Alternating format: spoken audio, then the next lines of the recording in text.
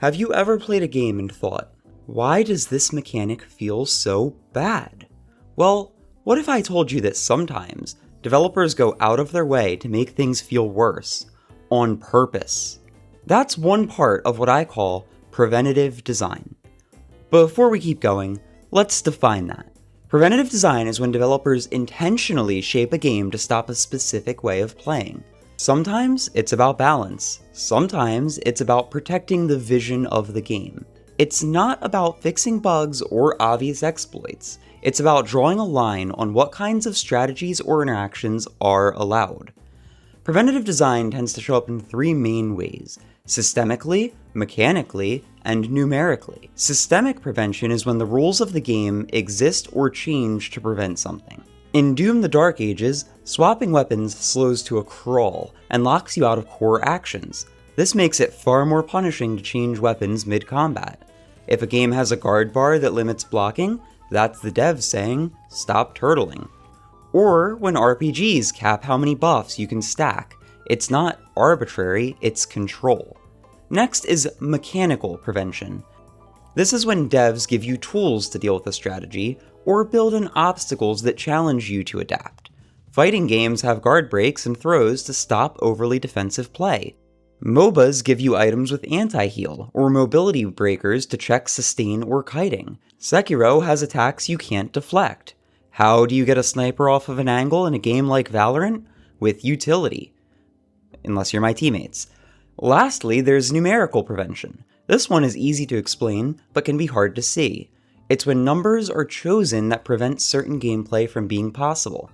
For example, in Marvel Rivals, Black Widow has a sniper rifle that does 240 damage with a headshot. Every character in the roster has 250 or more health.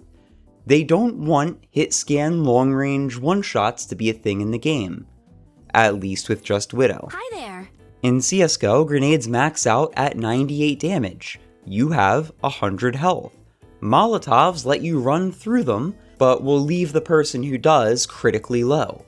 These numbers are very intentional.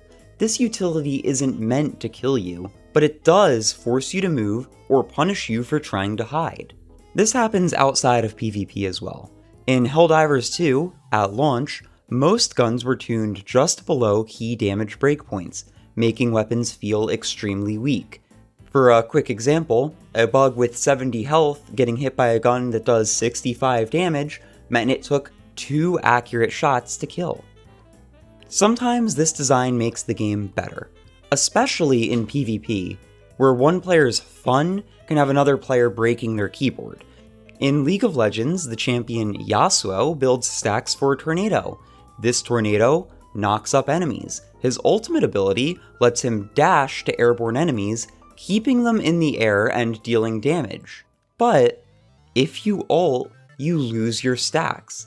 This is a system prevention. There's no technical reason for him to lose these stacks, but it stops crowd control chaining in a way that Riot decided was unhealthy.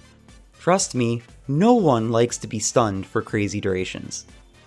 Another example is the removal of throw loops in Street Fighter V. Without getting too technical, to prevent throwing someone again and again from being risk-free, they made it so that after a throw, you were pushed far away enough from your opponent that you could not safely move in and throw again.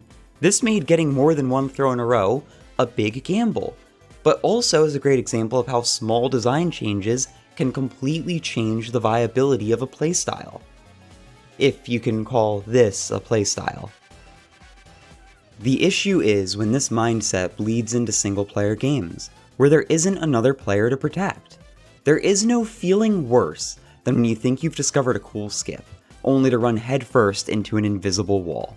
A barrier telling you that, even though you made it here, the devs don't want you to do this. Bad preventative design is the gameplay equivalent to this feeling. It's when you try to conserve momentum in Shadow Generations, only to learn that airspeed was finely tuned to force you to platform how they won. Or when you try to fast swap in Doom: Dark Ages, only to learn that not only was it removed, but they made the entire process of changing weapons feel bad to do it. But why? And how do you draw the line on what can't stay in a single-player game, where no matter how overpowered things can be, it's not like any of the enemies are going to complain? Here's how I see it. If something is easy to find, easy to do, and is completely against the core of your game, it needs to go. If you want to make a challenging fight arena game, like Sifu, but spamming one move wins you the whole thing, that isn't tech for players to explore. That's a crutch that is going to hurt the play experience. On the other hand, if something is hard to find, or it takes a ton of skill and people like it, you should almost always keep it, even if it's strong. This doesn't mean you need to design your game around the fact that players can do this, but an optional way to increase your power, especially if it feels intuitive based on the way the game behaves, is free appeal with almost zero downsides. Your casual players can ignore it and get the experience you intended, while the people who want more gain a skill to practice that pushes things further. Crazy momentum-based skips and platformers, cancels that result in absurd damage, or even just tech to conserve speed. All of these will keep a player invested in your game. And for a single-player game, its lifespan is based on that investment. If your game's built on momentum or speed, let players break levels with it. If it's about combos and cancels, embrace the power fantasies that come from mastery. I can promise, a lack of difficulty isn't design failure if it comes from player mastery. You will never be able to predict how good your players are going to get. If you make an RPG game, it's okay for your players to become overpowered monsters come the end game, because you didn't realize just how many items they could stack. If going through the game to get all of those items takes effort, the build coming together can be most of the fun. And as a final word, if all you're going to take from this video is one thing, let it be this. Whatever you do, don't make the game feel worse just to prevent something optional. If a trick lets you delete bosses with zero effort, sure, cut it. If something is turning challenge into a formality with no skill or trade-off, fix it. But if it's hard to do, satisfying to learn, and doesn't break the game, why kill it? Because in a single-player game, there is no wrong way to have fun. So, what do you guys think? Do you agree with the idea of preventative design? Do you think maybe there's a better word for this?